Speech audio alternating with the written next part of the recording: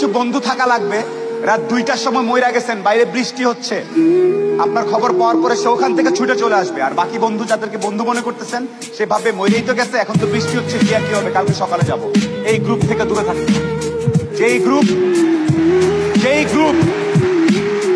যেই বন্ধুগুলা বলবে যে বৃষ্টি বৃষ্টি কিচ্ছু বুঝি না, ও সমস্যায় আছে, এখনই যাব, এইরকম একটা গ্রুপ খুঁজে বের করবেন। আপনার জীবনে আর কিছু চাওয়ার নাই, পরিবার, স্বাস্থ্য আর এরকম কিছু ফ্রেন্ডস আছে।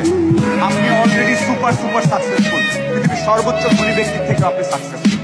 এই 3টা জিনিস highly you have to maintain, you have to actually maintain this 3 things. বাস, আর কিচ্ছু চাওয়ার দরকার নেই। আপনি যখন একটু ভালো হওয়া শুরু করবেন ব্যবসাপাতি করে, সবার প্রথম ধাক্কাটা খাবেন খুব কাছের মানুষজনের কাছ থেকে এবং আত্মীয় স্বজনের কাছ থেকে। তারা পছন্দ করবে না, যে আপনি ভালো করতেছেন। তারা পছন্দ করবে না আপনি ইকবাল ভাইয়ের অনুষ্ঠানে সেখানে দাঁড়ায় কথা বলতেছেন।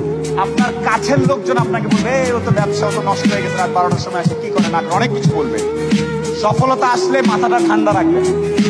আত্মীয় স্বজন কে কি বলেছে এত টেনশন নেওয়ার কিছু নেই। আপনি যদি সৎ হন, আপনার ব্যবসা যদি ঠিক থাকে, আপনি আপনার মতো করে কাজ করবেন। আর সফল হওয়ার সাথে সাথে অনেক দুধের মাছি তৈরি হবে। দোস্ত, আমি জানতাম তুই কিন্তু সফল হতে, আয় দোস্ত, আয় বুকে আয়। এই গ্রুপ থেকেও সাবধান। ট্রাস্ট মি, পই করে হিসাব রাখতে হবে যে আপনার দুঃসময়ে কে ছিল কে ছিল না। পই করে হিসাব রাখবেন, ডায়েরিতে দরকার লাগলে লিখে রাখবেন যে কখন চারানা চেয়েছিলাম, একটা সাপোর্ট চেয়েছিলাম, কে